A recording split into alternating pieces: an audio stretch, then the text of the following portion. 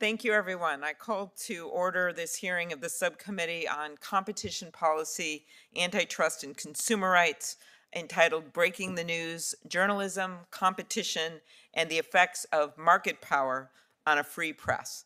I want to welcome our witnesses. We have votes going on right now, so Senator Ali and I will be going back and forth, as will some of the other senators during this time. But I want to thank him and his staff for working with us to put together this hearing, as well as my own staff, Mark and Avery and Kagan, for the work they do every day. So some of you may know my dad was a newspaperman as a reporter and a columnist in the Twin Cities.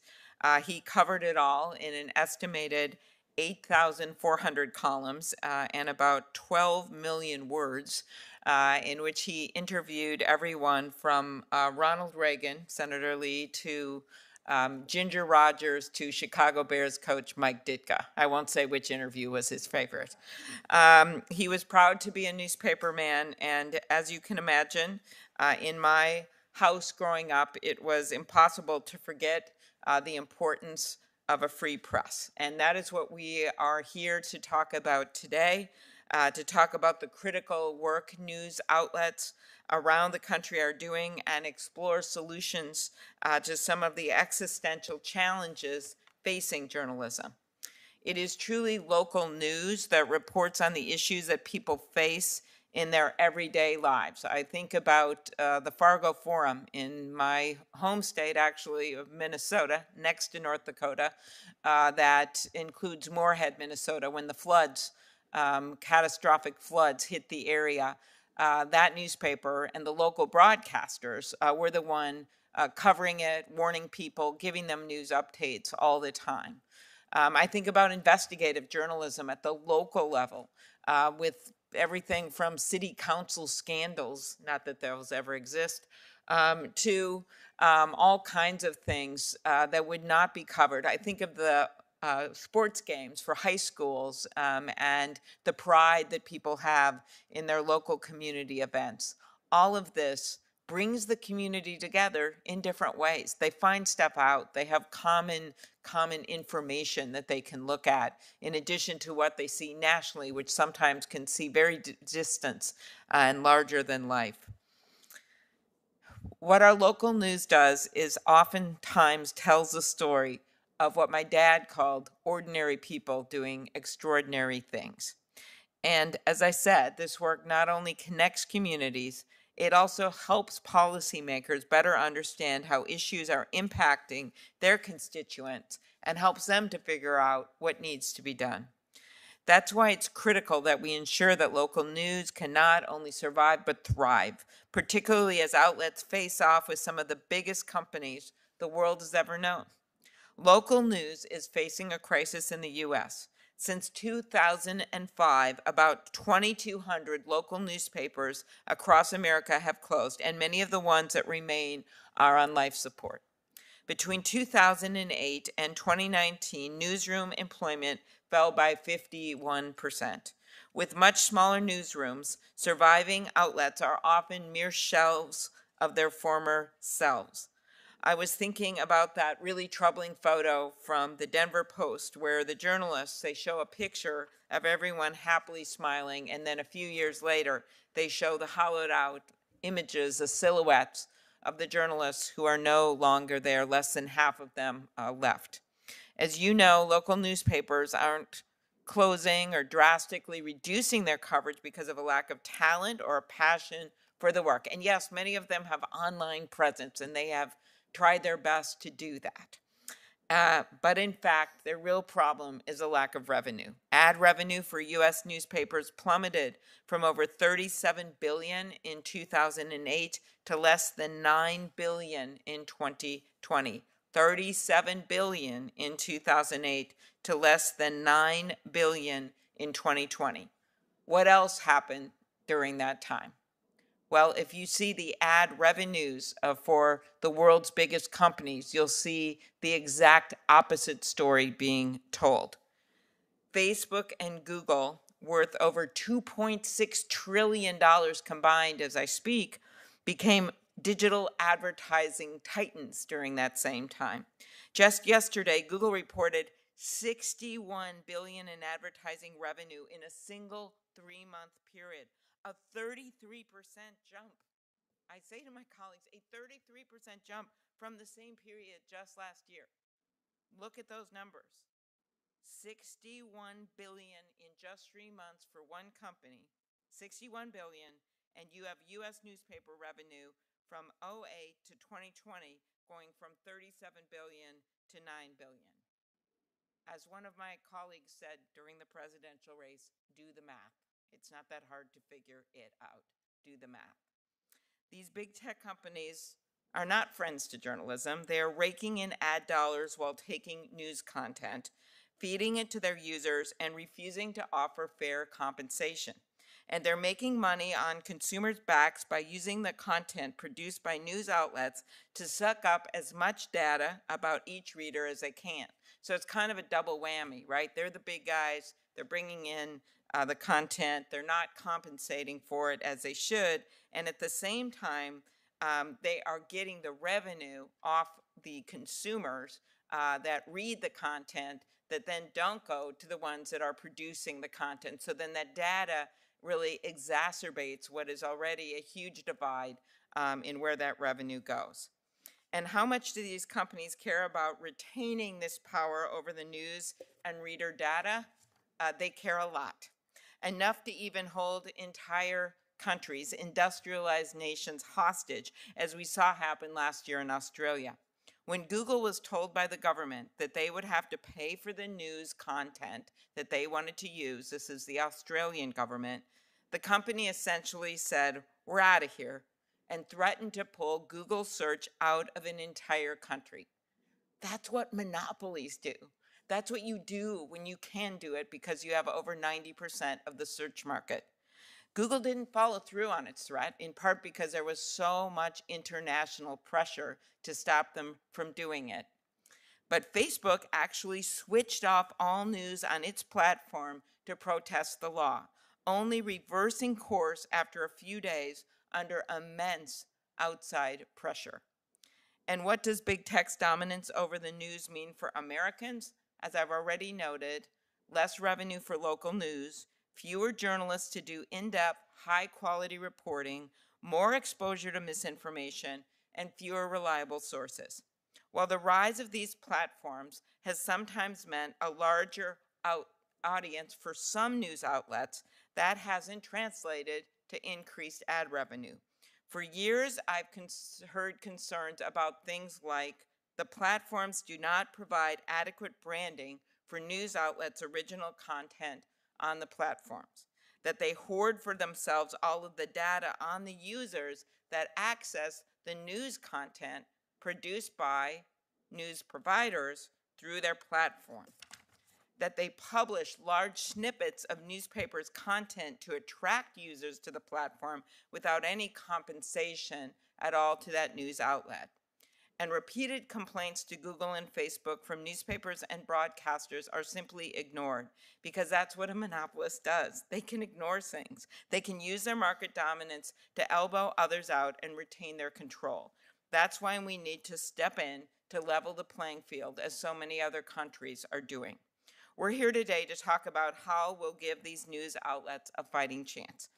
I teamed up with my colleague, Senator Kennedy, to lead the bipartisan Journalism Competition and Preservation Act.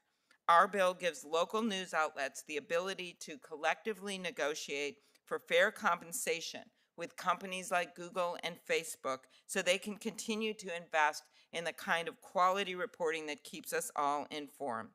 And we're working with our bipartisan partners in the House of Representatives on improvements to the bill.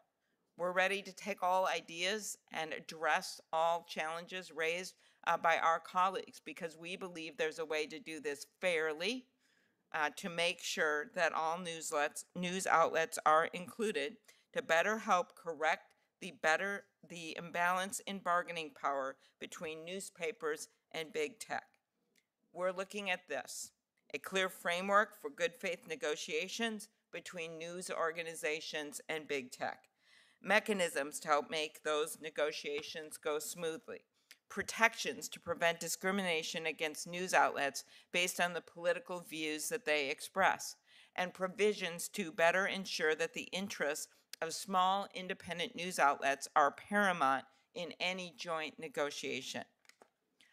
I also introduced the Future of Local News Act to help local outlets chart the path forward as they recover from the pandemic. And I'm working with my colleagues to pass the Local Journalism Sustainability Act to help Americans pay for newspaper subscriptions. So all this said, if we were living in a perfect world where we didn't have monopoly search engines and monopoly platforms with, in some cases, over 90% of the market, and we were able to pass some of the bills that I have, my colleagues have on a bipartisan basis, Senator Grassley, to even that playing field, maybe we wouldn't be where we are. But we are here because we have a crisis going on when we've lost over 2,000 news outlets. And that is why we have come upon this targeted approach to protect the First Amendment, to protect the news organizations that we believe are so critical to making sure that the First Amendment stays strong. We need to recognize that what separates the news from the vast majority of our other industries is its crucial role in our democratic system of government. That's why our founders enshrined freedom of the press in the First Amendment. So when the exercise of monopoly power results in a market failure in our news industry, it's critically important for our democracy that we act. Local journalism is also important to local communities and their economies. The closures of local newspapers can lead to higher municipal borrowing costs and increased government inefficiency. This means less money for schools, hospitals, and roads. Thomas Jefferson said that our first objective should be to leave open, quote, all avenues to truth, end quote, and that the best way of doing that is through, quote, the freedom of the press, end quote. That rings especially true today.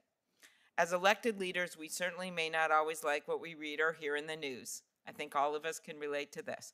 But I think we can all agree that ensuring the future of a vibrant and independent free press is essential to the fabric of our democracy and the American way of life. Thank you. I now turn it over to my colleague, Senator Lee, for his opening statement. Thanks so much, Chairwoman Klobuchar. I think today's hearing is important. I look forward to it for a variety of reasons. I think it'll be illustrative on a number of fronts. The first involves what ails the news industry. Now, news publishers do, in fact, have a legitimate beef with the Google, Facebook ad duopoly. That's a problem. And Google and Facebook's unrivaled market power in digital advertising imposes a sort of de facto tax on every business that places or makes money from ads, which is a large swath of the 21st century economy. And I'm grateful to you, Madam Chair, along with Senators Grassley and Blumenthal, for working with me in my office to help tackle that two-headed hydra, which does need to be tackled. And we have a lot of agreement on that issue. I also think that it's important to ask the question whether that's really news publishers' only problem. I don't think it is. In fact, I think it's far from that. Now, our witnesses today may not exemplify it. I'll assume for purpose of our discussion today that they don't. But there are a number of voices within the mainstream news media whose publications are rife with shoddy and extraordinarily biased reporting that many consumers simply don't trust, or in any event don't want to spend money consuming. There are too many examples to cite all of them, but I think it's important to point out at least a few of them. You have the Steele Dossier, a work of pure fiction, funded by the Clinton campaign and breathlessly, dutifully reported on by news media outlets across the country. Blinded by their own impassioned hatred of President Trump, they helped spread the dossier's lies, even after it had been proven, demonstrably, literally false. And we're still waiting on the retractions. Or what about the Washington Post defamation of Covington Catholic High School student Nicholas Sandman? Or the Post's fawning description of Islamic State leader Abu Bakr al-Baghdadi as a quote-unquote austere religious scholar? And who can forget the New York Times reporting that Russia had placed bounties on the heads of American soldiers, which was quickly dutifully parroted by other outlets in the run-up to the 2020 presidential election. It wasn't until after President Biden was inaugurated that they felt comfortable admitting that the story didn't hold up. That mission accomplished, I suppose.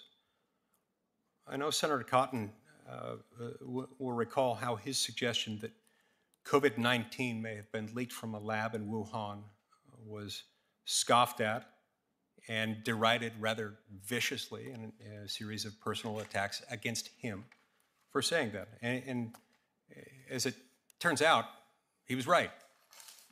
So how did the media respond? Well, they stealth edited their original reporting to pretend that it never happened. And just last month, just in the last few weeks, the Salt Lake Tribune's editorial board literally said that if Utah were a more just, decent place, that the National Guard would be mobilized to, in effect, hold people under house arrest orders if they were unvaccinated. So the fiery but mostly peaceful protests of the summer of 2020, the denials that critical race theory is being taught in the schools, these things add to and constitute part of this list, along with quote-unquote temporary inflation, and the list goes on and on. But look, today's news media is often a source of misinformation. And it's one of the leading causes, when it does this, of social discord and political upheaval, especially when it doesn't even acknowledge its mistakes, and especially when its mistakes appear so frequently, so consistently, so constantly to lean one direction and not the other. The self-proclaimed Fourth Estate loves to preach to the masses about democracy dying in darkness while they themselves turn out the lights. On top of the fact that the mainstream media is selling something that in many cases people don't want, there are also the series of poor business decisions that have been made within that industry. During the years in which they made comfortable profits, almost nothing, in some of the companies at least, was reinvested into the business to innovate and to grow in response to changing technologies. And when the market changed with the advent of the internet, forcing newspapers for the first time to face meaningful competition for advertising dollars, many publishers just went all in on an advertising-only business model, even abandoning subscription revenue for online content. The bottom line here is that whatever the challenges that the news publishers are facing as a result of big tech's dominance over digital advertising, for some publishers, perhaps for many, they've got other problems. And for some of them, perhaps for many, it may involve inferior product quality and failure to take into account evolving technologies to adapt their business model. The second thing to set straight here is that what we should do about this, or rather what we should not do, also matters. The last thing I think we should do is to try to solve this or any other competition problem by saying that it's okay to just accept a cartel, that it's okay to make changes to the laws to encourage the formation and allow the formation and thereby encourage the formation of a cartel, as many publishers are requesting. And make no mistake, that is what this is. That is what this call is for. And that is what the Jcpa would do. We're not talking about an arguably pro-competitive type of competitor collaboration on some sort of run-of-the-mill joint venture. This would be competitors themselves colluding with the approval of law against a common business partner in order to fix problems that they're facing. Now, there is a lot that Senator Klobuchar and I have agreed on, and one of the many things that we've agreed also a lot on a lot of areas within antitrust law. We held a fantastic hearing back in 2013, I think it was, when we talked about cartels, and Senator Klobuchar said cartels have no other purpose other than to rob consumers, and I agree. And I certainly think that we're not going to be better off by giving a cartel formation hall pass to an industry that's been ravaged by a number of other problems that I've identified. This ends up passing those problems along to consumers, the very same consumers that are being forced to, in many cases, accept an inferior product and partisan hackery and so much else that goes along with it. Now, I know publishers, including some of our witnesses today, believe that they would benefit, but legislation like the Journalism Competition and Preservation Act would do far more to help the New York Times and far more to help the Washington Post than it would be a benefit for local journalism in Salt Lake City or in Minneapolis. The only way to fix this is by encouraging competition and allowing it and promoting it, not eliminating it, and certainly not giving people a hall pass to engage in contact that would challenge, threaten, and undermine it. And finally, as I understand, the authors of the Jcpa are rewriting that bill in an effort to mirror some reforms in Australia and the music licensing system in the United States. But I want to register my frustration that the majority hasn't shared draft text with it. We haven't seen that draft text. It's nearly impossible for senators and witnesses to prepare for a hearing where the draft of the legislative solution is still floating. It's floating apparently around K Street, but not publicly available for senators and for the American people, for that matter, to review. So with all that said, I look forward to this hearing and hearing from our witnesses and their contributions.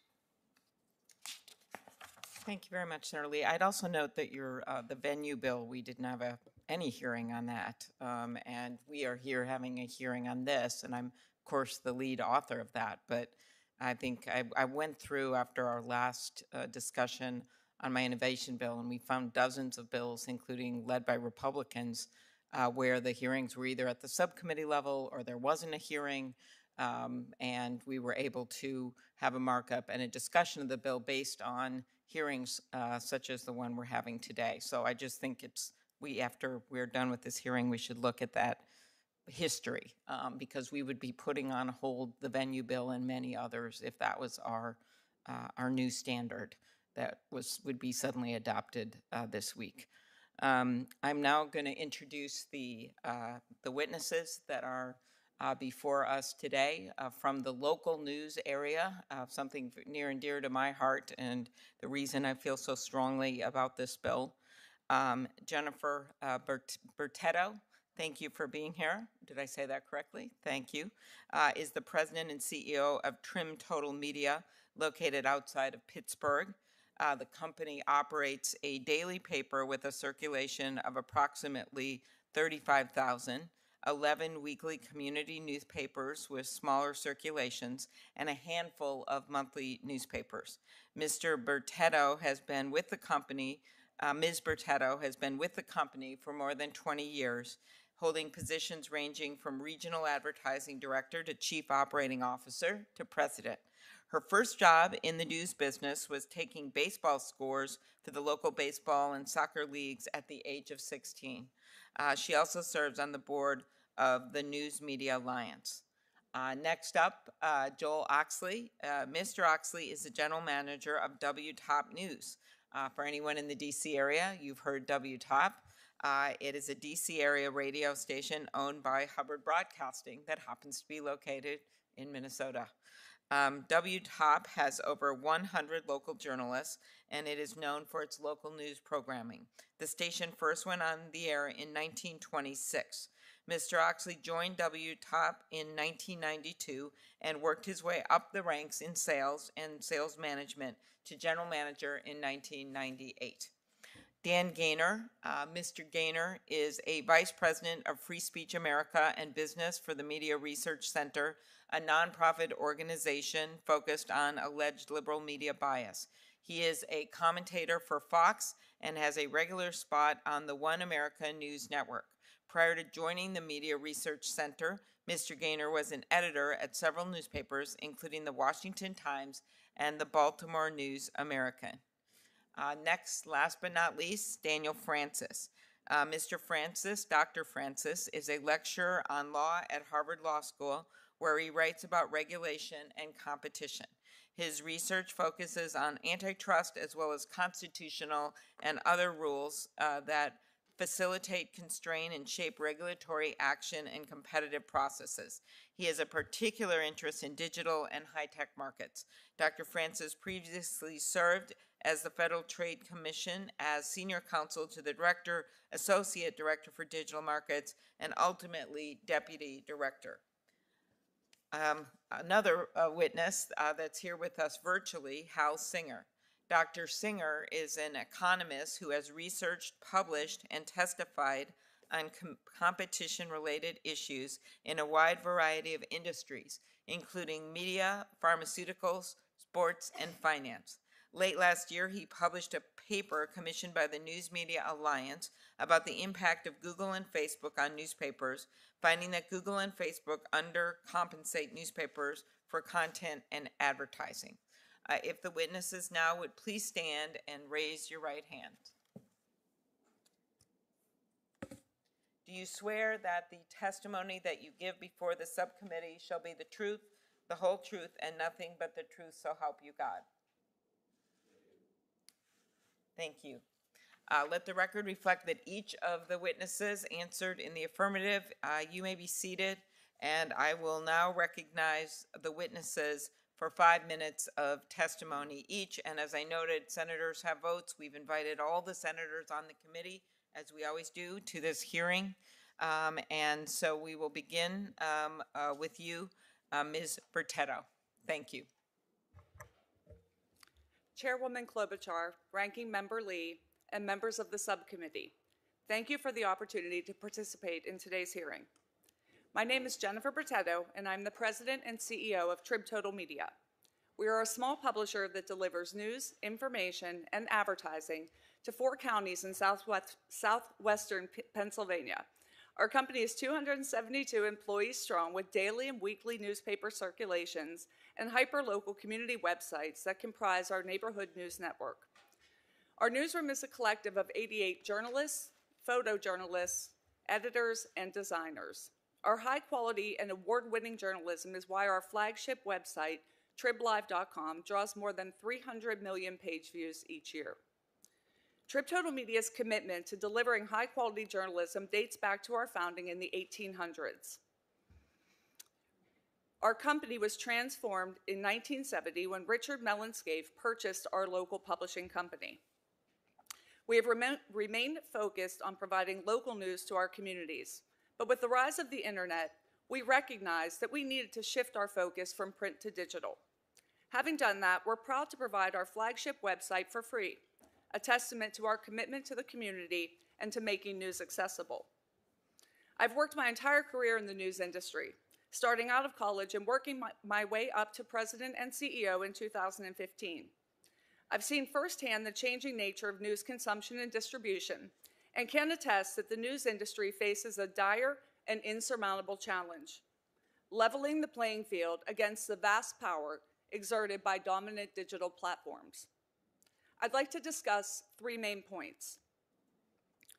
First, local newspapers are under incredible financial pressure, and we must ensure that the people who create high-quality journalistic content are compensated for it. With the growth of the digital platforms, we saw our readership shift to fewer subscriptions and then cancellations. To become profitable, in 2015, we restructured our business. We closed 2 newspapers, sold 3 others, and made the difficult decision to lay off more than 150 employees. In 2016, we published our last print edition of the Pittsburgh Tribune-Review and moved our reporting in that market online. These decisions were essential to stay in business, but they have ramifications to this day. Several communities in southwestern Pennsylvania are considered news deserts, not served by any local newspaper. Second, access to news online has become concentrated on 2 platforms, Facebook and Google, which serve as gatekeepers and determine how news is displayed, prioritized, monetized, without compensating the journalists that create the content they rely on.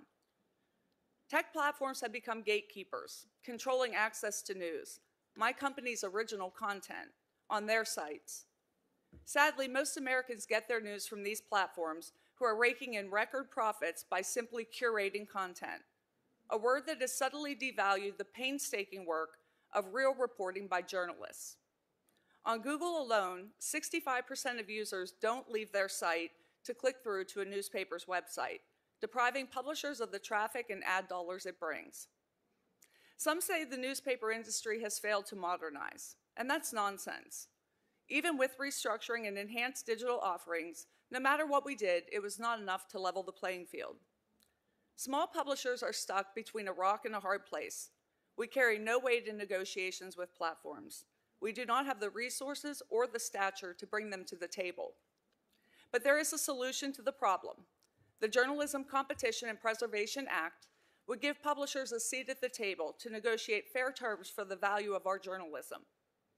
Thanks to the leadership of Chairwoman Klobuchar and Senator Kennedy, the Jcpa would provide a limited safe harbor period for news publishers, irrespective of size or political persuasion, to negotiate collectively with the platforms for fair compensation for the use of our content. It's imperative that journalists are fairly compensated, and the Jcpa would allow us the opportunity to seek just that. The bill does not prescribe the outcome, but it allows the opportunity to seek fair compensation, requiring the parties to negotiate in good faith. To receive fair compensation for our work would enable small publishers like my company to invest more in our communities, hire more reporters, increase quality, fact-based news. Thank you again for the opportunity to testify at today's hearing. Next up, Mr. Oxley.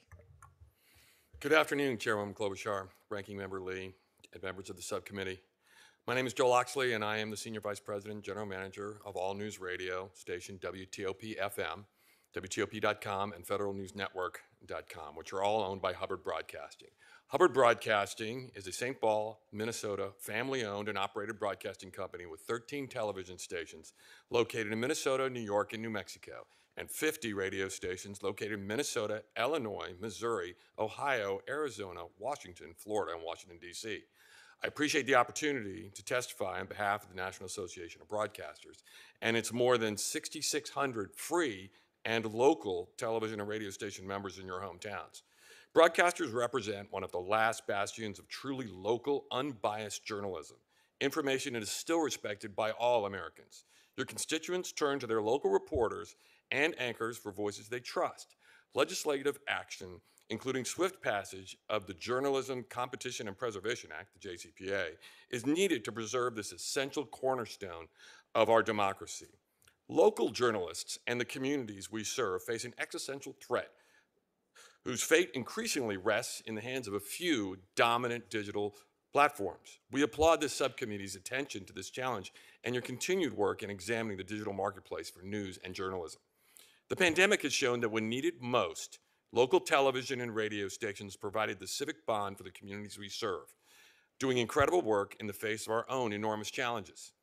More importantly, we continue to be the primary source of the community-focused information on which your constituents have relied during this pandemic, from health and vaccine resources to vital information about schools and local businesses. I've been in the news business since college, when I wrote for the school newspaper and was a sportscaster at the radio station. I worked with Scripps Howard. I worked with the Chicago Tribune before joining WTOP 3 decades ago, where I have worked my way up in sales and sales management before becoming the GM in 1998.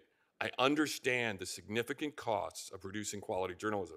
I'm keenly aware of the significant financial resources needed to run a station and invest in the type of equipment necessary to serve the public day in and day out, 365 days a year.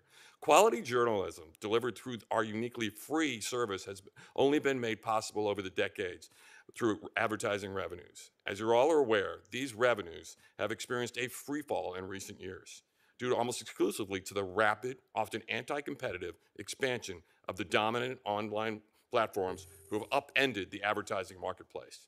The market power of the tech platforms undermines the online advertising model for local broadcast journalism in two important ways. First, the tech platform's role as content gatekeepers stifles our ability to generate user traffic. Second, anti-competitive terms of service and a take-it-or-leave-it approach leave local broadcasters with a below-market sliver of those advertising revenues derived through their products. For local broadcasters and our viewers and listeners who rely on quality journalism, this is a real catch-22. To attract online user traffic, we must be accessible through the major platforms, yet the terms of access dictated by the online platforms devalue our product. For example, not only is WTOP being compensated by Facebook and Google for its content, WTOP is actually not being compensated. WTOP is actually paying to make sure its content is being accessed on their platforms. Even more concerning is the degree to which certain platforms commoditize news content with little regard for the quality and veracity of the story. This puts fact-based reporting like ours on par with unsubstantiated clickbait as we fight for user eyeballs in both platform news feeds and search results. There is no doubt that tech platforms and their algorithms prioritize content that favors sensationalism over hard journalism. The dominant online platforms have flourished, siphoning off huge amounts of advertising revenues that are the lifeblood of free local journalism. Consider the big storm that just blew through the Northeast over the weekend, a nor'easter, with blizzard conditions. Tons of work at a lot of cost and time for local broadcasters to cover for millions of people, but not for Facebook, Google, and the like. They simply take our coverage and profit from it, and virtually nothing comes back to us. But without local news, my guess is a lot of people would have not evacuated places like Cape Cod last weekend, and lives would have been risked. We just can't have that. In conclusion, this committee can address these concerns through the passage of the JCPA. The NAB thanks Chairwoman Klobuchar and Senator Kennedy for reintroducing the JCPA, a targeted, common-sense proposal. The NAB strongly supports the JCPA, which would level the playing field by creating a temporary safe harbor for broadcasters and certain digital publications to jointly negotiate with dominant online platforms regarding the terms and conditions by which their content may be accessed online. Thank you again for the opportunity to appear before you today. I look forward to your questions. Thank you very much, Mr. Oxley. Next up, thank you for being here, Mr. Francis. Chair Klobuchar, Ranking Member Lee, members of the subcommittee, thank you for having me here to testify today. As a former federal antitrust enforcer, I strongly support the subcommittee's focus on digital monopoly, and I want to acknowledge the seriousness of the difficulties that many publishers are facing across the country today while doing some of our most important work. But I cannot think of anything the country needs less, now or ever, than a national news media cartel. I want to make just 3 points. Point number 1, cartels are the supreme evil of antitrust. They're so reliably harmful that we extradite and imprison people who form them. They're automatically illegal in civil litigation with no justification allowed at law. And for decades, the Justice Department has had a flagship policy project of fighting cartels and opposing exemptions just like this one. Now, Congress has licensed cartels a handful of times over the 130 years of our antitrust laws, but always with great caution and not always with happy results. Point 2, I think the real complaint that I hear from the publishing industry is not so much about monopoly, but is rather about property rights on the internet. So I appreciate that publishers complain that platforms and users can share links to websites and can give fair use previews of news websites that are a sentence or two long without paying. And they argue that that's evidence of monopsony power because platforms are profiting and they're not paying, or not paying nearly so much, for those rights. But this is not evidence of monopsony power. Platforms aren't linking and previewing for free because they're monopsonists exercising buyer power. It's because our property laws, very wisely, don't give a website owner, whether it's an owner of a news website or something else, the power to veto or tax linking or fair use previewing of that website. And it's pretty easy to see that this has nothing to do with monopsony power because no one pays for it. We could, if someone has the coding ability in this room, we could start an app today and link and preview websites without paying for that privilege. Our law gives everyone that freedom. And I think that's a really good thing. Links are the lifeblood of the internet. Imagine how hard it would be to write even a traditional article or book if you couldn't cite a source or quote a sentence or two without paying for that privilege. And now imagine the consequences of that rule for our internet today. So despite the framing, my strong sense is that this is not really about monopoly or monopsony at all. It's a request to dramatically expand profit rights on the internet. And then to allow that property right to be sold by a new national news cartel with major media conglomerates at the helm. I think whatever antitrust reform we need today, and I think we need some, this is not that. Point 3, I think we're going to hear today about countervailing power. I think that's a red herring. It's true that in economic theory, if you have a single dominant buyer, there is an argument that total welfare can be improved if you let the suppliers form a cartel, at least in the perfect world of theory. But I don't think that's applicable here for 2 reasons. Number 1, I don't see evidence of monopsony power here at all, despite the size of the platforms. Again, platforms aren't linking and previewing for free because of buyer power. They're linking and previewing for free because that right, that freedom is theirs under our property law today. So this wouldn't be a cartel that would correct buyer power. It would create new seller power. That's a monopoly surcharge on all the news in the United States, cascading down the supply chain, driving up prices that are already too high. And second, the harm would far outweigh any good. Despite the size of the platforms, it actually doesn't look a lot like they hold monopoly power in markets for news today. But a national news cartel sure would be a monopolist. I think this subcommittee would be really concerned if even 2 of the major publishers were to propose a merger. The idea that we might put all of them together under one roof to agree on rates and terms and business models strikes me as a consumer's nightmare.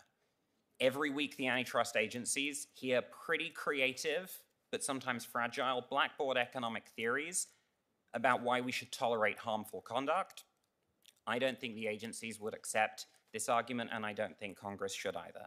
I think the best thing we can do for competition in news is significantly increase our funding for the antitrust enforcers. I think that's the most urgent need we face.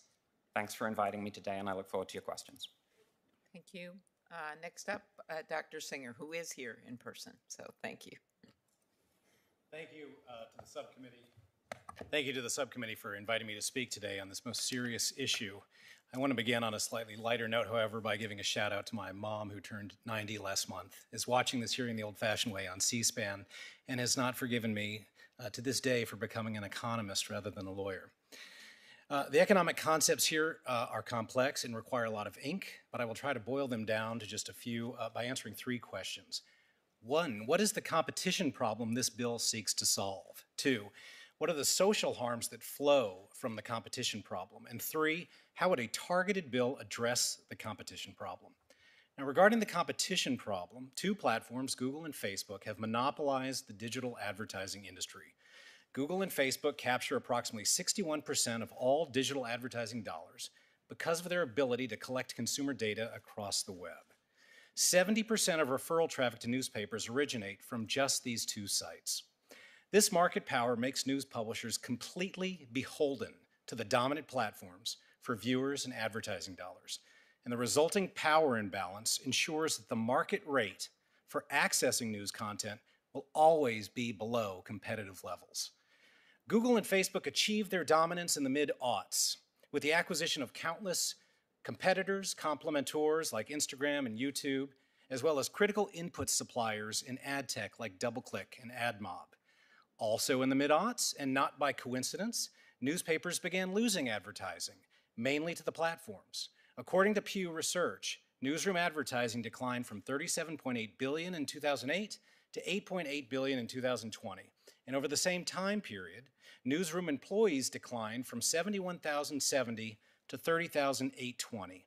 If these trends are left unchecked, we might not have local newspapers in the near future. Now, the reason why Google scrapes, indexes, and posts news publisher content for free is because it can. It's like a school bully eating a smaller child's lunch. So long as market forces are allowed to dictate the payments for accessing news publisher content, the access price will remain at zero, and news publishers will be deprived of the billions of dollars a year of value created for the platforms. Now, turning to my second question, in addition to the private harms, the underpayment to news publishers results in underemployment of journalists and other news employees, as well as a host of other social ills associated with local news deserts, including less competent local governments, greater spread of partisanship and misinformation, removal of economic stimulus to local economies, and a reduction in the diversity of viewpoints. And turning to my third and final question, a targeted intervention similar to the negotiation framework adopted in Australia would solve the competition problem and mitigate the associated social harms by doing three things. First, it could permit a coalition of news publishers to form a joint negotiating entity to alleviate the power imbalance. No news publisher would ever unilaterally shut down access to Google and Facebook. To do so would be suicidal. Second, the bill could compel the platforms to negotiate in good faith for the access rights. Third, if the good faith negotiation does not produce an agreement, the coalition of news publishers, but not broadcasters, could invoke arbitration rights. At that point, a panel of arbitrators would decide, using baseball-style arbitration, whose estimate of the value added to the platform by all the members of the coalition was closest to fair market value for accessing the content in the absence of the power imbalance. Now, granting a narrow exemption to antitrust laws to address underpayments to vulnerable input providers finds precedent in both the labor exemption and the farm cooperative exemption to the antitrust law. And other countries, such as Australia, which have employed a similar intervention to what I call for here, have seen immediate rewards to publishers for their interventions. Now, relative to Australia's model, what I'm calling for would be more favorable to small publishers, as it would not permit any large individual newspaper to avail itself of the good faith negotiation or arbitration rights. Only news publishers that remain in the coalition would be entitled to those rights. Thank you, and I look forward to answering your questions. Thank you very, very much. And now our remaining witness who's appearing remotely is Dan Gaynor, Vice President, Free Speech America and Business for the Media Research Center. Thank you for being with us, Mr. Gaynor. Thank you. Chairperson Klobuchar, Ranking Member Lee, and members of the committee, thank you for the opportunity today to speak about one of my favorite topics, local journalism. I've worked as an editor on 3 different local daily newspapers, as well as an editor at 2 weeklies and editor and associate publisher at a third. The best, and honestly, the most fun jobs I've ever had were in local news. If I could snap my fingers and fix local news, I would. I would hazard a guess that every single member of this committee would do the same. But the Journalism Competition and Preservation Act of 2021 does not fix that problem. It's a well-intentioned attempt to level the playing field between big tech and local journalism, but that's not what it does. It seems premised on a misinterpretation of history, that somehow local journalism was killed by a few big tech companies. It was not. How do I know? I was there. I was there working in local journalism as news outlets brought in 20, 25, or 30% profits year after year and didn't reinvest those epic gains. Newspapers consolidated because delivery became difficult in rush hour traffic and more readers turned to TV news. Baltimore, where I grew up, went from 3 dailies down to 1 in less than a decade. None of that was caused by the internet. I was director of new media for a weekly chain as the internet began to catch on. I watched as news organizations downplayed the threat and posted their content online for free. Sclerotic news outlets were unable or unwilling to respond to the opportunities online, and so they were dissected by the competition. The Great Recession took a particular toll on local businesses, and that meant advertisers stopped advertising.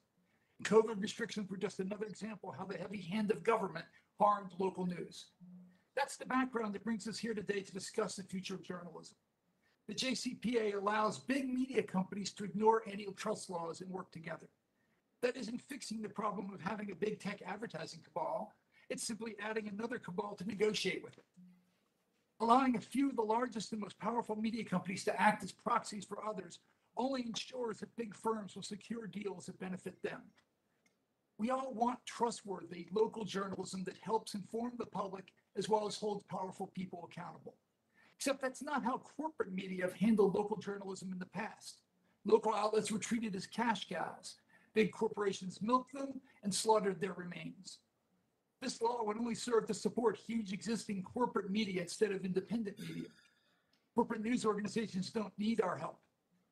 The New York Times just spent $550 million in cash purchasing The Athletic, which, according to journalist Aaron Pilhofer, covers 270 plus sports teams in more than 47 local markets.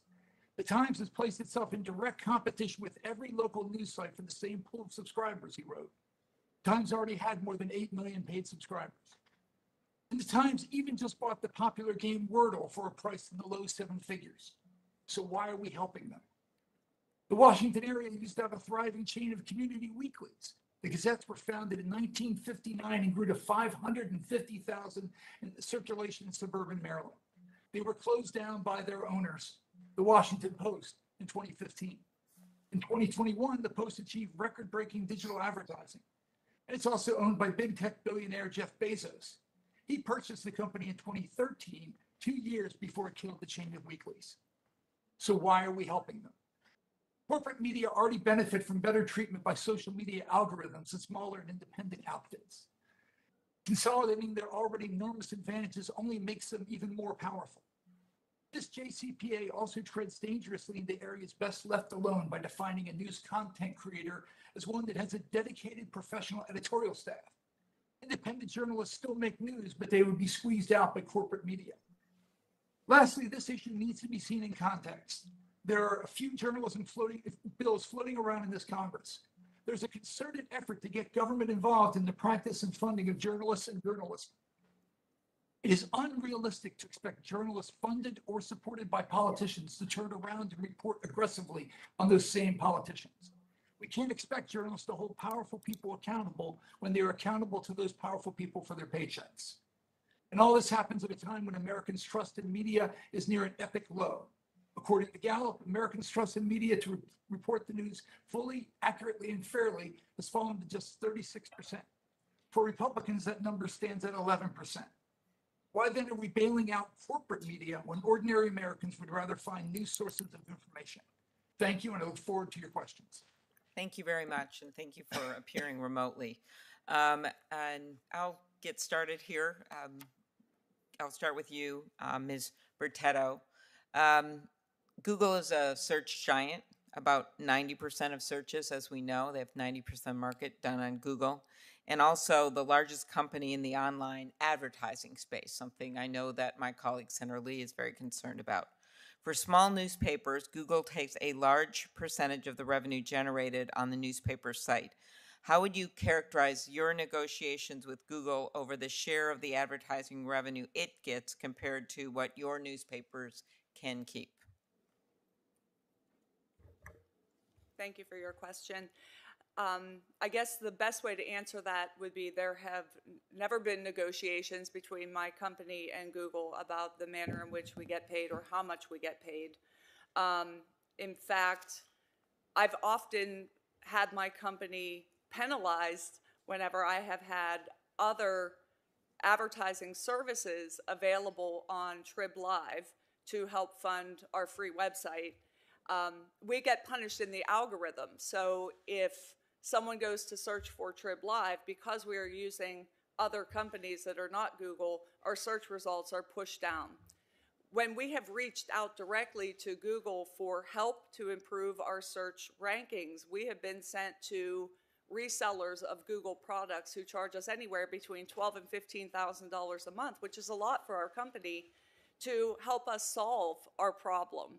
And the problem is always solved by removing other advertising mechanisms that exist on our site. So when I have attempted to find other ways to monetize our content independent of Google, I have hit wall after wall with Google. And in fact, the resellers have been as brash as to say to me, look, I would take off these other platforms that you're using on your site. And when I explain that I actually get a higher dollar per click using those resellers, they told me, well, Google doesn't like that, and Google owns everything. Okay, pretty direct. Okay, Mr. Oxley, in your written testimony, you wrote that big tech companies like Google have adopted anti-competitive terms of service and a take-it-or-leave-it approach, which leaves local broadcasters with a below-market sliver of the ad revenue derived through their products. Can you tell the committee what's your experience been negotiating with big tech companies like Google?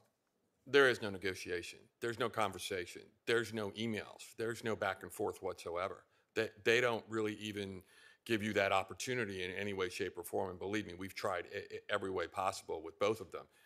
The bottom line is that they don't get back to you. And even worse, they make changes whenever they feel like it. We oftentimes, over a weekend or overnight or in the middle of the afternoon, will all of a sudden have changes in terms of service just come down to us out of the blue, and we just have to deal with it. There's not any kind of negotiation. There's not any kind of conversation. Okay. Again, direct. Dr. Singer.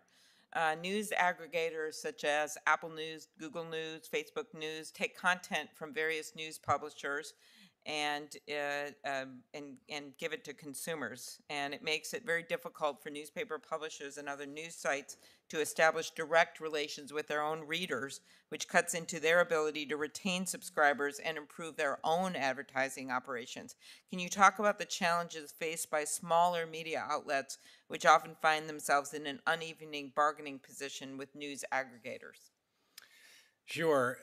There is the challenge, of course, is more acute for the smaller publishers than the larger, because as a matter of bargaining position, they have even less bargaining power, countervailing power.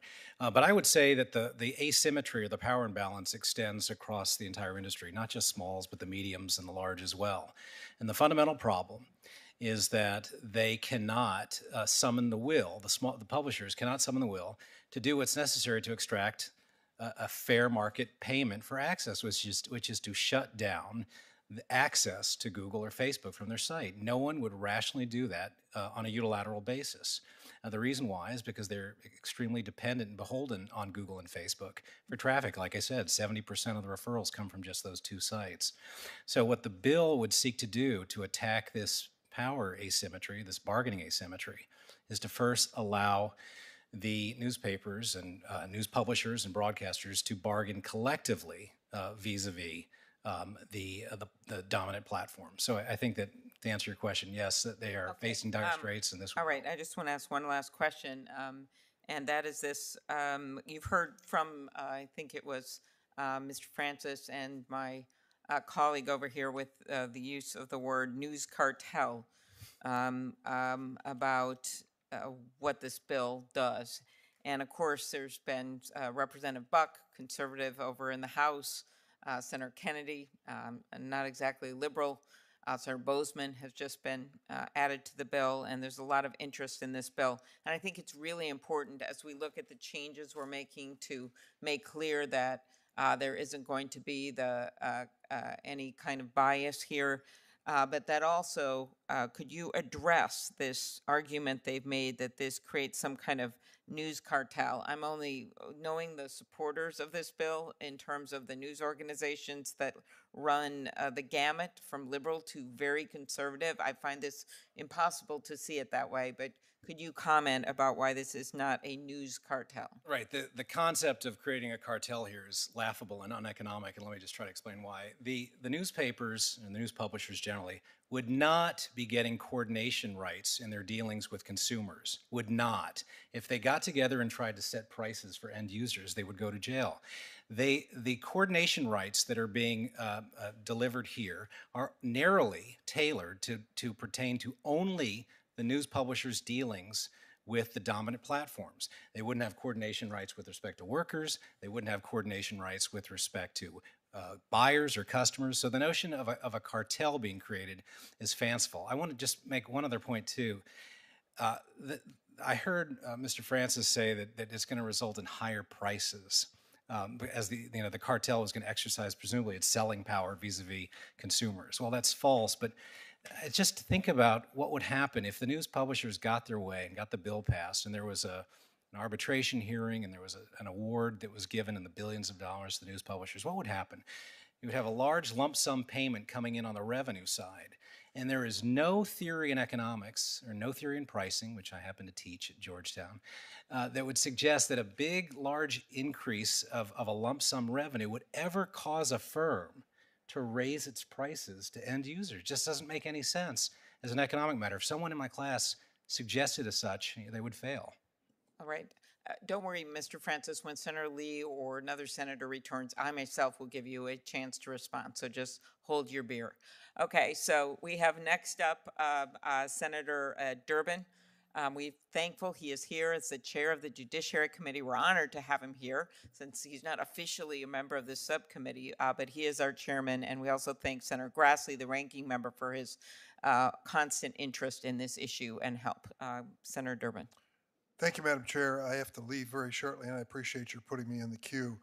I recently read about the brown-headed cowbird is a brood parasite, meaning it lays its eggs in the nests of other species.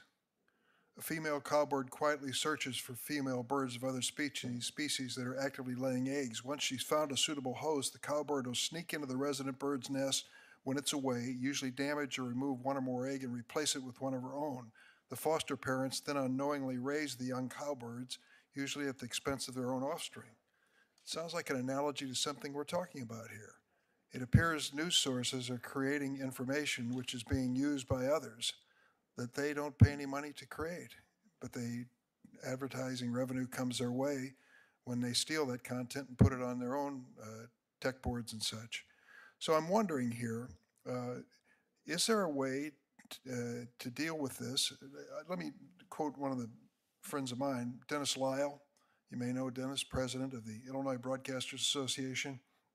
He said to me, the economic harm these tech giants are inflicting on local broadcast journalists around the country is brought out in this testimony, where advertising revenues for radio broadcasters have experienced a free fall in recent years due to almost exclusively the rapid expansion of dominant online platforms who've devoured advertising market share in the digital marketplace and devised anti-competitive practices to protect it.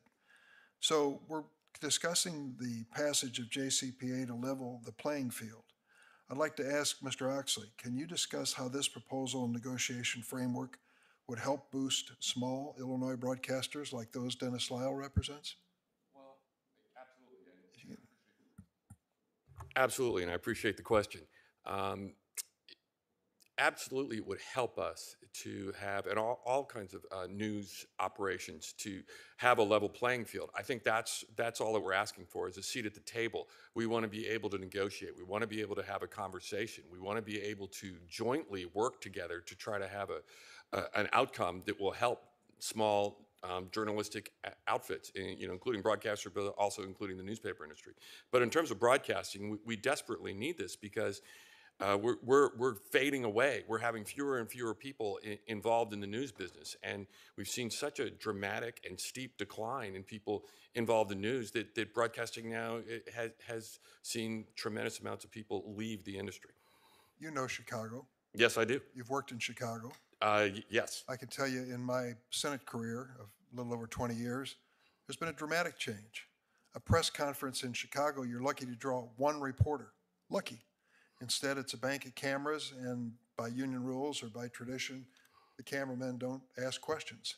So you make your statement, and they look at you, and you look back at them, and that's the end of the story, unless you want to start volunteering information and asking yourself questions. That's what it's come to in terms of what used to be one of the most vibrant news markets and competitive news markets in America. It has just disintegrated. We now, incidentally, have a new experiment announced this week where WBEZ, the NPR station in Chicago, is joining up with the Chicago Sun-Times in a not-for-profit venture to deliver regular newspaper journalism with radio journalism through NPR. I wish them well. We need some competition. We need some people that are asking tough questions of politicians like myself. And it's just not the case. And if nothing is changed, it's all going to go away. It's just going to disappear. And that is my big concern, is that without something like the Jcpa to help out these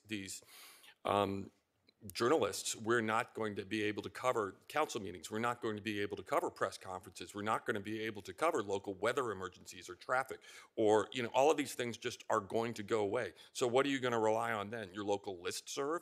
And the way it's been set up over the years is that, you know, to make it a go at it from the digital business, as I know Jennifer could go into great detail about, it's very, very difficult. The profits just aren't there. You're lucky if you break even. So something has to change if we want local journalism to survive.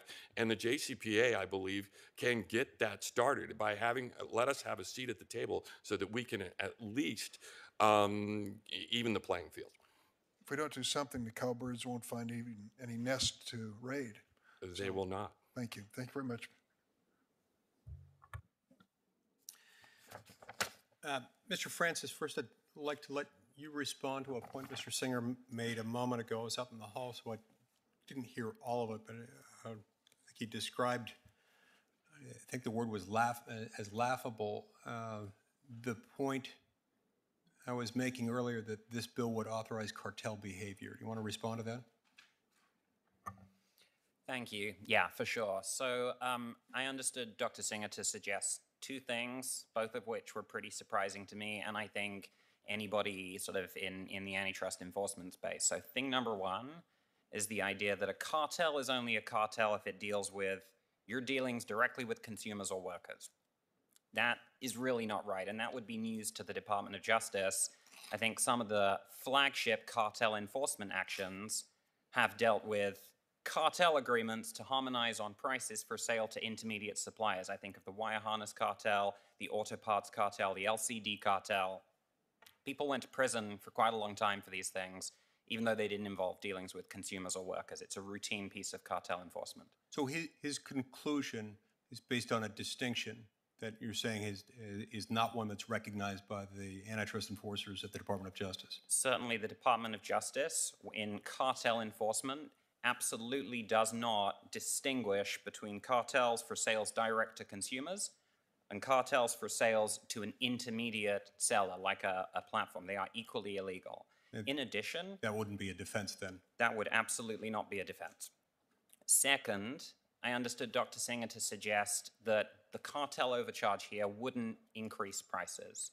It is absolutely true for sure that a one-off lump sum payment would not have any effect on downstream prices. So if what we're talking about here is just cutting a check, a one-time check to Google and Facebook, and then it's back to business as usual forever, that would not, from Google and Facebook, that alone is unlikely to impact downstream costs. But I understand that what we're talking about is an agreement that would lead to a rolling payment from Google and Facebook on an ongoing basis for news-related activity on search engines or social media. And I think it's a pretty elementary piece of textbook microeconomics that if you take a monopolist and you increase their costs, then the profit-maximizing price of the monopolist will increase. And I understand that, not a single one-off lump sum payment, to be what's contemplated here. Thank you. That's helpful. And just to be clear, getting back to the earlier point about the cartel, it's not like that is just an offshoot ramification of this. That is the point of the bill. Isn't that the primary point of the bill, is to make lawful that which is currently unlawful? That's exactly how I would understand it. Getting competitors together to agree on the prices and terms with which they'll deal with a trading partner, that's a classic cartel. Thank you.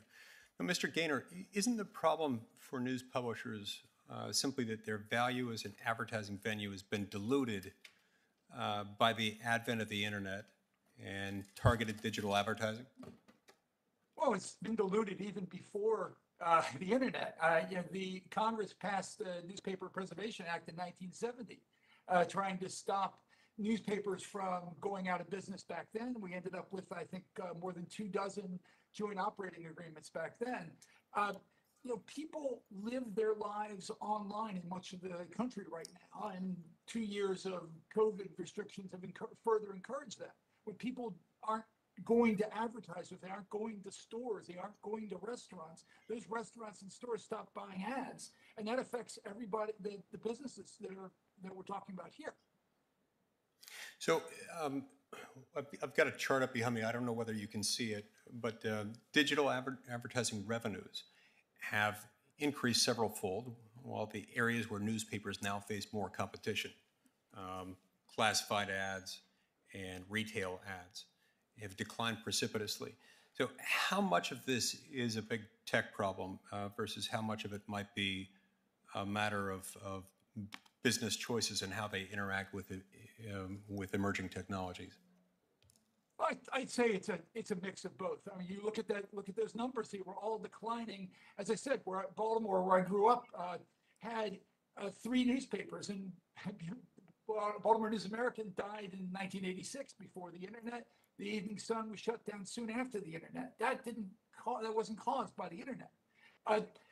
So the problem also was news publishers, the biggest ones, didn't reinvest for the future. And, now we've seen that the ones that are really doing well are what are called verticals that are very specialized. New York Times, a political vertical, Washington Post, the same, sports, other things like that. Local news isn't doing as well because it's just not doing well across the board. Thank you. Mr. Francis, to be clear, when we're talking here about what is at risk, what's at stake, what's suffering, we're not talking about the death of journalism itself. We're not talking about the idea that journalism itself can't be economically viable in the absence of this. We're talking more, I think, about whether certain business models followed by some in the news publishing industry are viable. Is that correct? Is that consistent with your understanding? I think that's exactly right. I think local news is clearly critical. I grew up in a very small English village where when the Life magazine or the Villager or the Town Crier, our local newspapers would land through our letterbox, everybody in the house at some point that week would read it, and we would learn a bunch of things that we wouldn't find through alternative channels. Local media, local news are clearly critical. But exactly as you describe, what's at stake here is the manner in which local news will survive. Right. And it's very clear that the business model is responding to competitive pressures. And so what that suggests is that some business, it's not journalism itself that's at stake, but some business models, some businesses will fare better than others in that environment. And so if I have no idea, I'm not a business person, I'm certainly not an expert in the news publishing business. I would never purport to know the ins and outs of that business. But I think it's fair to assume that you can identify a certain subset, I don't know exactly how big it is, a certain subset within the news publishing industry that has adopted a business model that's not succeeding, that's not going to succeed. Is it generally good policy from the standpoint of promoting competition for the government to step in and sanction the formation of a cartel in order to save a particular type of business model that's dying? It's almost always not. And that is not to say that we look with anything other than horror and sadness at the real difficulties that competitive change brings. So particularly with the transition to digital business models, we've seen from one sector to another legacy business models experiencing real difficulty as they transition to something that makes economic sense and is sustainable in the economy as it's emerging today. Horse and buggies to automobiles. Exactly. Video rental stores, film and camera, like we see this story, and there's real suffering associated with that. But if you believe in antitrust, you have to believe in the competitive process that antitrust is there to guarantee. And without tolerating and allowing some degree of failure, some degree of discomfort, even market exit sometimes, then you don't have a competitive process. And then it's not clear what the antitrust project is for. So as difficult as it is, the pains in exactly the way you describe are a necessary part of the competitive process. No, I like your comparison to the home video industry. The consumption of home video entertainment didn't die. Netflix emerged long before it was an online streaming company, and it survived, where Blockbuster didn't. They had a different delivery mechanism. One worked, the other didn't. It wasn't the industry itself that died. Particular business models succeeded over others. Mr. Blumenthal. Thank you very much, Senator Lee. Thank you all for being here today. There are moments in the United States Senate I've found in my 10 years here that America comes to one of our hearings. Literally, America comes before us, and I think we have that moment today.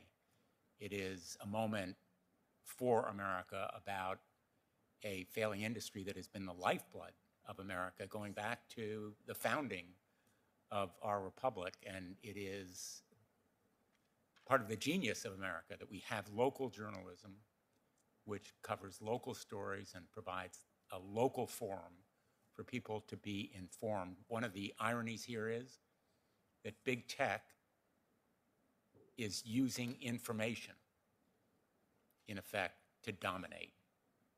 And it's information that is collected in all kinds of ways that local journalism simply doesn't have the power to do, and then it is used, in effect, to suffocate other sources of information, namely local journalism, newspapers, and now increasingly broadcast.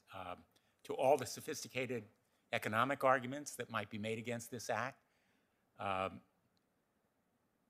think Ms. Bertetto, in her recounting what was told to her, I think, by someone who was asked, Google doesn't like it, and Google owns everything. That's the nature of the power here. And so I would like to say that the market will self-correct, that we can use existing antitrust law, but it ain't working. It isn't working for the Hartford Courant, which was weakened and then taken over, and its fate is uncertain. It was taken over by a vulture hedge fund, Alden Capital, which has been seemingly selling off its assets, taking advantage of its real estate, of other assets, in no way caring about, seemingly, its journalistic staff or even quality. And they've cut staff, in fact, at twice the rate of their competitors. On the bright side, the Connecticut Mirror in Connecticut has enabled vibrant democratic debate and discussion, but it is a nonprofit. It depends on donations.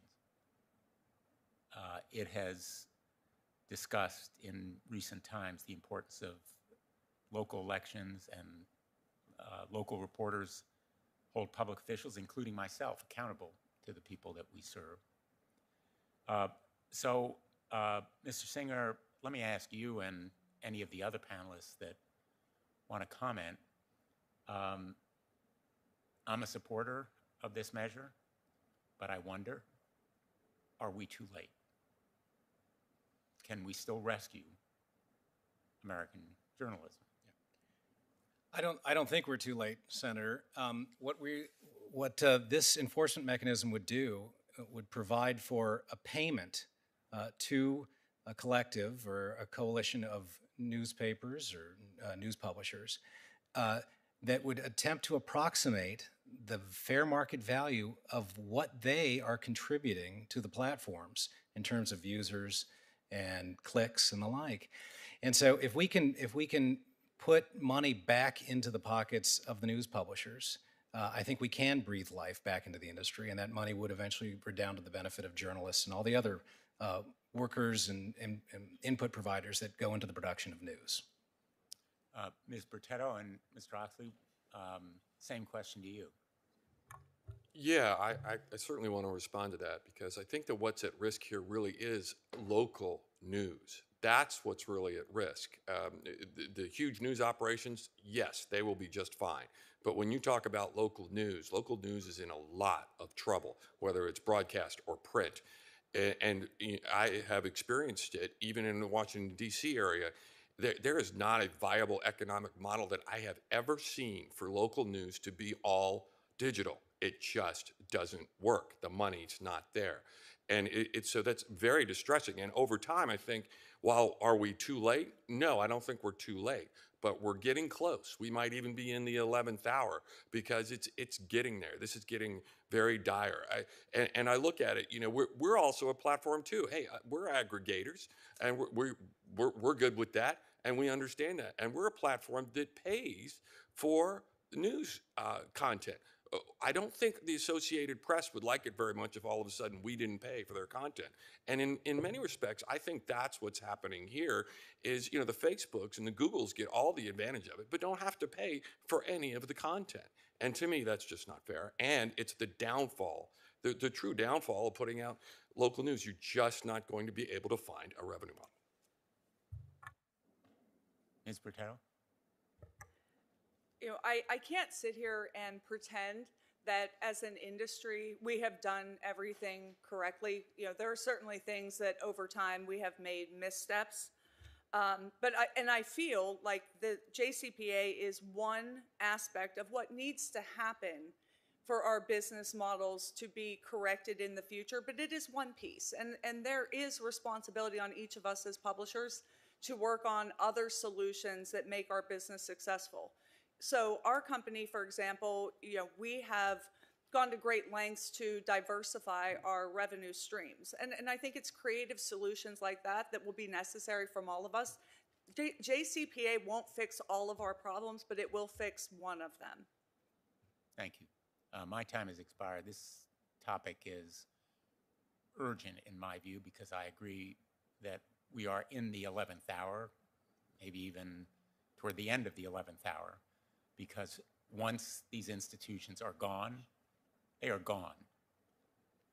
There is no reconstructing them, at least with the quality of excellence that we've seen over so many years in exposing corruption and enabling information about school boards and holding accountable public officials, so importantly at the local level, because it is irreplaceable and indispensable. Thank you. Thank you very much, Senator Blumenthal. I believe Senator Blackburn, who was here diligently early, is now on remotely, and then we go to Senator Padilla, and I think he should be fine for voting. I guess that's my promise. Okay, Senator Blackburn. Thank you, Madam Chairman, and thank you all. What an interesting panel, and I really appreciate the testimony that you got to us and that you came to give today. Mr. Gaynor, I think I want to start with you because your organization has really put a lot of attention on bias in the mainstream media and how big news and big tech team up and filter the news and really take control of what you hear and what you see when it comes to news. So when I go to Tennessee, I hear a lot about this from Tennesseans, and they don't like it. They feel that their views are not being represented and that they're very concerned about if they can or cannot trust mainstream media. So we thank you for the work that you're doing on this front, but I'd like for you to touch on what small news outlets are doing that will help to combat that bias, what you all are seeing that they're doing. I think it's important that they do that. So if you will just very quickly touch on what are the best place efforts for combating this bias from the coziness of big tech and big news. Well, first of all, thank you very much, Senator. We've seen examples all through even recent the presidential election of the problems of big tech and then followed up by big journalism not covering major issues. And it's fair to note the difference between, corporate media, which is what, you're talking about there, and several of the people on the panel right now. Local journalism is something I think we all love and is, the heart of a community.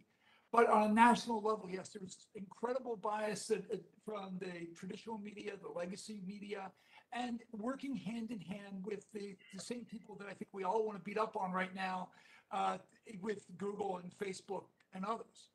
And so the scary idea here of creating a cartel or whatever you want to call it, some sort of organized unit where the major players in journalism who, the Washington Post and New York Times, who didn't stand up during the Hunter Biden story and cover that story while New York Post was being censored, that they're going to stand up and represent the little. Okay, let me jump in there because see, it is what we want to do is make certain that local news, that you're going to give local news what they need to be competitive, that you're not going to cut them off.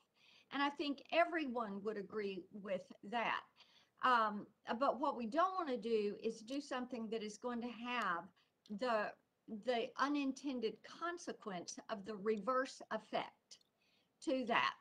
So, Mr. Francis, let me come to you. Do you think that companies like Facebook, like Instagram, YouTube would stand to benefit from an antitrust exemption?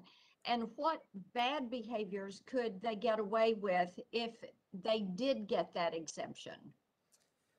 So my understanding, Senator, is that this proposed exemption would work the other way around. So in the event that this were created, two things would happen. So the first is that the most immediate beneficiaries would be the participating media companies, obviously including some very large conglomerates as well as the smaller publishers that we're talking about. And certainly the cartel overcharge that would emerge from agreements on prices would be paid in the first instance by Google, Facebook, and then transmitted, most likely in the form of higher prices for advertising, down the chain to consumers. Okay, so basically what you see is more hands in the pot for the money that is there, adding extra layers of fees. So in the end, you're going to have the originator of the content gets no more, but you're going to have the conglomerates reaping more profit off of that content. Am I following what you're saying there? That's exactly correct. There would be a new monopoly charge at the top. Yes, let me ask you this. The music industry, when it comes to royalties and some really tricky royalty issues, what we've done through the years is look at how they operate under consent decrees. And a few years ago, we had to work diligently creating the Music Modernization Act. It's something that was very important to a lot of my Tennessee constituents. So do you see something like the music consent decrees being needed if Congress grants an antitrust exemption? So my sense is, and I am not an expert, it's been many years since I worked on music licensing and the process under the consent decrees that you mentioned. But I'll say a couple things. So thing number one, I think that has been an extremely complicated, difficult, and controversial process for a very long time in a way that I think would exemplify some of the difficulties if we were to embark on a similar price setting mechanism here, for example, with a compulsory arbitration mechanism. And thing number two, many of the music licensing examples are distinctively situated because there's a compulsory licensing obligation. In other words, the licensor has a statutory obligation to issue the license. And obviously that has all kinds of complicated effects for how you want to set up your system. And I don't think anybody is talking about creating a statutory obligation here on news publishers to issue a license. But I am really not an expert on music licensing in particular, so everything that I say about it should be taken with some caution. I appreciate your candor. Thank you all. Thank you, Madam Chairman. Okay, very good. Thank you, Senator Padilla. Thank you, Madam Chair. I want to begin by thanking all the witnesses for your testimony on this very important topic. It is not an understatement to say that our democracy depends on a healthy and vibrant information ecosystem. And this requires, for example, that all of our communities can readily access online news via a high-speed internet connection, a reliable internet connection, that people are equipped with information and media literacy skills responsive to today's complex content streams, and that they're served by a thriving free press that includes media outlets, journalists, and broadcasters that both reflect and are responsive to the diversity of our nation. Economic recessions and a loss of advertising revenue has devastated the news industry. In the last 20 years, more than a quarter of the country's newspapers have disappeared. Local, regional, community, and independent media are understaffed, under-resourced, and in need of assistance as they work to identify new, sustainable business models. It's critical that Congress explore how we can assist the news industry as it tries to find its footing during this transition period. Ms. Bertetto, I know from personal experience that local news is so vital to keeping communities in California informed, particularly during elections, for example, or during and after natural disasters. You touched on it during your opening statement, but can you discuss what's at stake if local and community-facing news outlets disappear, particularly when it comes to our democracy or public safety? Of course. So our readers, again, being a small publisher in southwestern Pennsylvania, rely on us for the information they are literally not going to get anywhere else. So that is covering school board meetings, that is covering city government, that is letting them know when the bridge is out in their community, that is letting them know when the Senior Citizen Center is going to be open during the cold winter months as heating stations. We often provide that very content as well to the television broadcasters. So often they're relying on us to inform them so they can spread the message through their channels. Obviously, as newspaper staffs continue to dwindle, what will become very problematic is there will be no one. The Washington Post and the New York Times will probably be fine no matter what is decided. But New Kensington, Pennsylvania won't be. Who is going to report on New Kensington, PA if my company isn't doing that? How are we going to have an informed electorate? How are we going to have a society that understands what is happening in local government, state government, and national government if my company is not providing them those resources? No, thank you. Those are great examples. I appreciate that. Not every bridge failure makes national cable news. Exactly. And God only knows how contentious school board meetings are in this day and age. Given the importance of local newsrooms to our democracy, I'm deeply concerned that newsroom employment in the United States has dropped by 26% since 2008. Ms. Bertetto, in your testimony, you stated that the Journalism Competition and Preservation Act, the JCPA, as we're referring to it, would help small publishers make additional investments into the community and hire more reporters. A question for both Ms. Bertetto and Mr. Oxley. Can you discuss the importance of explicitly tying benefits from the bill to job creation and retention?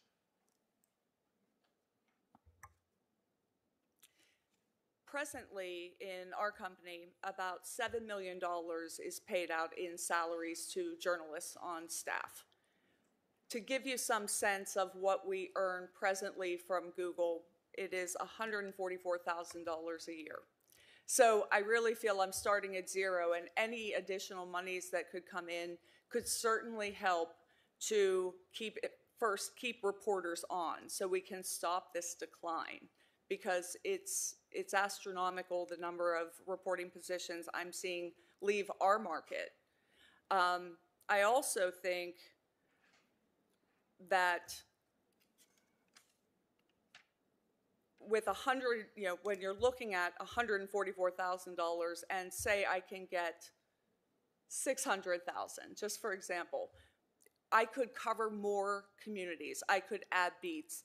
I'm presently making decisions every single day about which communities we can afford to have a reporter in on a full-time basis, and where we have to decide to have a part-time reporter or no reporter at all. Any additional economic relief to help me avoid those decisions would certainly be welcome. Mr. Oxley? And the same goes for us. Our sizes aren't all that different. Our newsroom costs about $12 million to run every year. And what we're finding is more and more has to be switched to the digital side, even though the digital side really doesn't make us money. At best, over the years, we've broken even. In the last 10 years, our digital overall revenues off of our website have barely moved, and the costs have gone up a lot. So if we were able to have money come in, and I think that the Jcpa could provide that by having a level playing field, having a seat at the table, then we would be investing in reporters. The very thing I get all the time from all of the people on the content side and the programming side is, can I add people? And of course, we would like to add people. Also, our area has grown exponentially. It wasn't that long ago that the whole area in Washington, D.C. was 3 million people. Now it's about 6 million people. Yet our newsroom has not been able to grow in size because we have not been able to really change in terms of growing our people. But the very first thing we would do would be to add more journalists. And the one other thing I would say about the journalists that we would add is they're professional journalists. And I think that is a huge point here. These aren't people who are doing clickbait, or they're people who are researching these stories. They've been educated to do that. They know what they're doing, so they make sure to get it right. We have a saying at our operation: before you get it first get it right. And that means getting good sources. That means verifying. That means doubling, tripling, quadrupling your efforts to make sure that you've got it right before you put it out. And that way people get the facts. And that's what people need in local news. Thank you very much, Madam Chair. Just in closing, I know the conversation has also gone in the direction of what else the industry is doing to find solutions, short-term and longer-term, during this transition period. And I'd invite the ongoing conversation of what else Congress can be doing, both in the short term and the longer term, to help the news industry. Thank you very much. Okay, so thank you very much, Senator Padilla. I think it's down to just Senator Lee and myself here, and I'm going to have to leave at about 5 to 5. And so I'm going to let him maybe do 5 minutes or so. I'll have 2 more questions, and we could go from there. Thank you. Mr. Gaynor, let's go back to you, if that's all right. How do you believe consumer trust or distrust of news publishers might impact their success? I ask because the Edelman Trust Barometer, as displayed in the chart behind me, shows a growing mistrust of the media across the globe. Edelman reported this year that 46% of people around the world view government and media as divisive forces in society, and 74% of Americans worry about fake news. How do you think political bias, or including anti-conservative censorship, might have contributed to that mistrust? Well, I think it helps contribute to it a lot, both on the the big tech side and on the media side. And again, that's when you're talking about large media outlets, corporate media, it's not a slam on local news. But when ordinary Americans think about media, they're generally not thinking about their local news outlet, their weekly newspaper, their radio station. They're thinking about larger media. They're thinking about the media they see on TV. And then they're also thinking about the problems of big tech. I mean, if this committee or others want to go to war with big tech, I think conservatives would be very happy about that. But the question is, does this bill work to do that?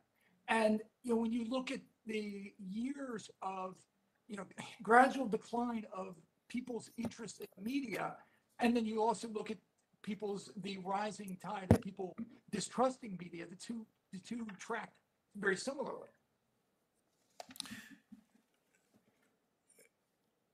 That makes some intuitive sense, and there seems to be anecdotal support for that. At least intuitively, it makes sense to me.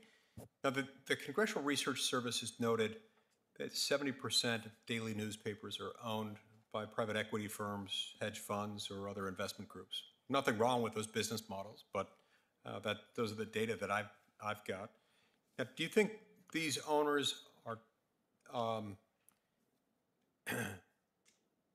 necessarily going to be more concerned about investing in journalists and quality journalism than they are about getting a return on investment? And regardless, would the JCPA make a difference in that regard? Is the JCPA going to change the incentives in place for the owners of these businesses one way or another? Well, it certainly doesn't seem like it. I mean, you look at just the Washington Post, for example. The Post its identity is as a national newspaper. When it owned a chain of weeklies that were very popular in suburbia, it shut them down. When Tribune owned the Baltimore Sun, they had a chain of weeklies that they gutted to the point where they're largely non-existent now. That's been an ongoing problem. Not necessarily the local ownership. Local ownership, which I think is reflected on this panel, local ownership tends to care about the local community. And, but when it's national ownership, and you were saying 70%, then they're not necessarily loyal to their readers or their viewers. Mr. Oxley, well, I'm never going to support legislation that I believe attempts to improve competition by forming a cartel, as this one does.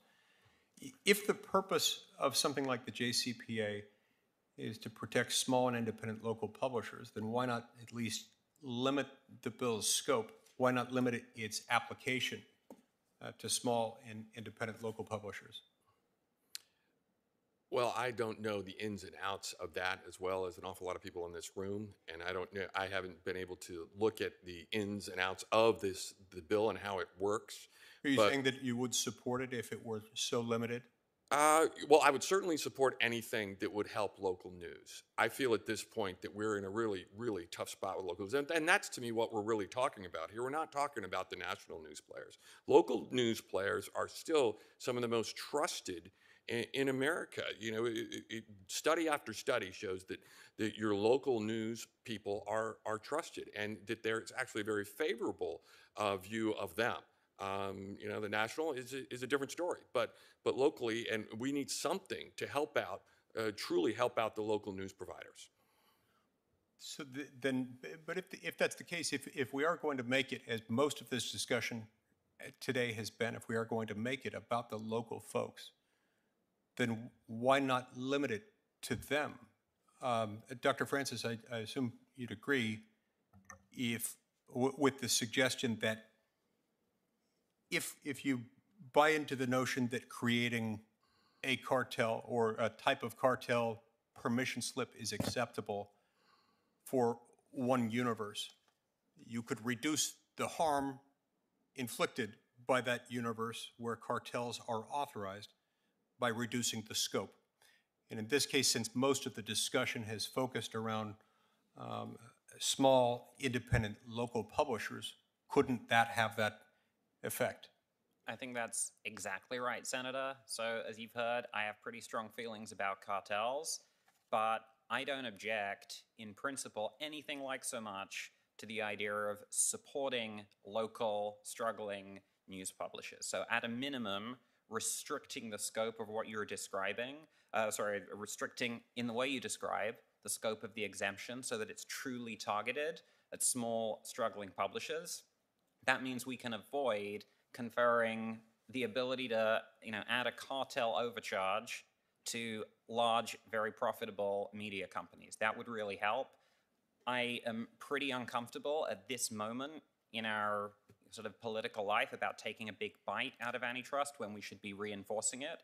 So I would love to be talking about other ways to support local news, but any support mechanism should be targeted to those who really need it, not to the most prominent publishers. And is there a risk that by focusing on this particular issue, it might draw attention away from other things that also need to be addressed, including the problem we've got with Google and Facebook? I think digital monopoly and monopoly in general is a problem that at the minute vastly overmatches the ability of our antitrust agencies. I would love to see more funding and more resources. I think that's the most urgent need we have as a competition policy community in this country. Even more urgent than antitrust reform is money and personnel for the agencies. And that's where I would love the focus of the conversation to be. That's what I think is top of the wish list. Thank you. Thank you very much, Senator Lee, and thank you for, I'm sure you have other questions for the record, so thank you. And Mr. Francis, that's something where we agree on the funding for the agencies. And as you probably know, Senator Grassley and I have a bill that passed the Senate, actually, to change the merger fees, actually make it easier for smaller mergers and harder for bigger ones, maybe not harder, but just a little more expensive, to help pay for the agencies to be able to do their reviews, as well as some other funding mechanisms that we're working on. A few things, I'm just going to ask a few questions here at the end and be brief here. Dr. Singer, after I go now work on the Electoral Count Act. Dr. Singer, in your opinion, should news organizations have a right to be compensated when digital platforms take in profit from detailed snippets? I think it's a little more than snippets of their copyrighted content. This is they are claiming it's fair use, and I'd like your response. Right. Yes, they should be compensated for any value that is being conferred from the newspapers to the platforms, including when the platforms scrape and index and use rich text and images to decrease the likelihood of a user actually clicking on the link. I'd like, if I could, just to address the cartel pricing increase that Mr. Francis keeps saying, which doesn't make sense as an economic matter. He did admit, I think it's the most important admission today, that if there was a one-time lump sum transfer from the platforms to the newspapers as a coalition, there would be no price increase by the newspapers. I think he did admit that. That's the most important admission that we heard today. Now, what he said next, which was uneconomic again, was that if it were to recur every 5 years, then there would be a price increase of some sort. I can't follow what the economic logic is, and maybe he's talking about a price increase by the platforms, but I want to rebut that as well, because the platforms, as you know, Senator, has used a free price, a zero price model to consumers.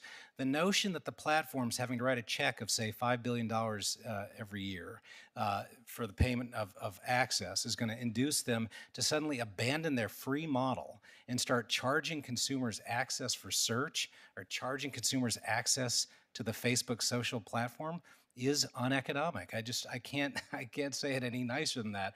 But there will be no cartel price effect from this lump sum transfer. You can take my word for it. Okay.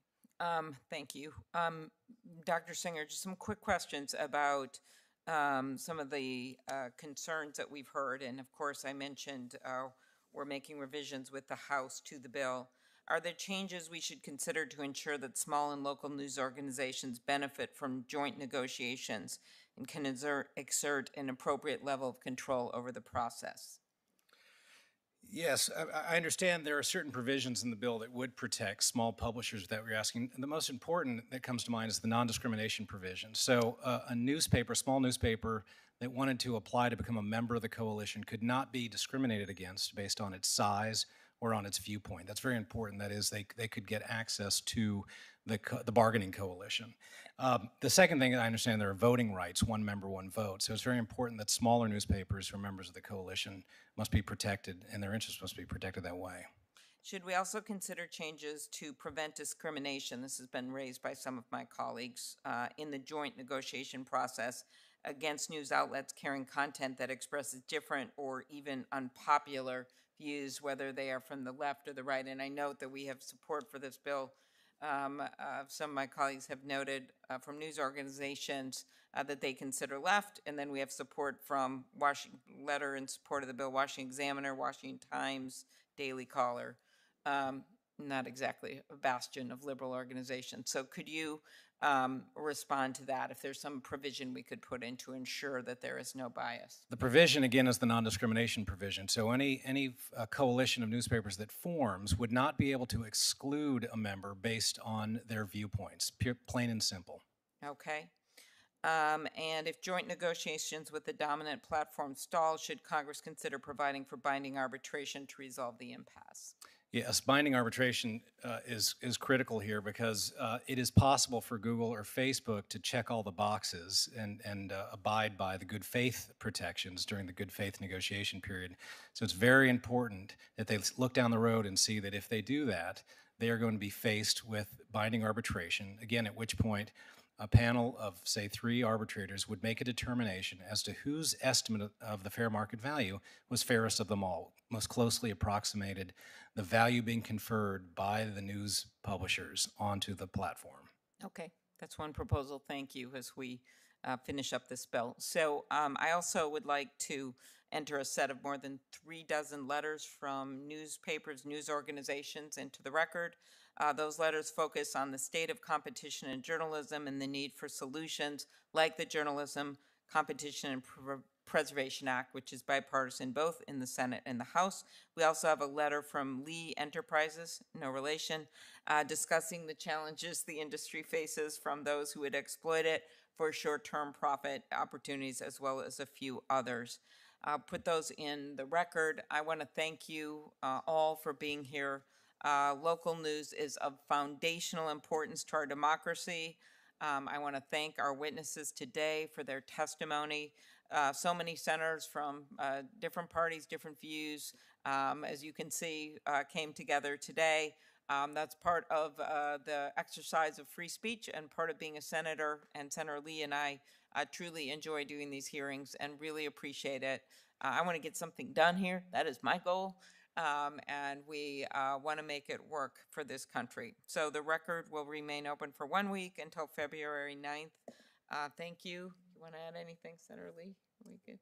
Okay. Well, thank you very much to all of you. I'm going to run to this other thing.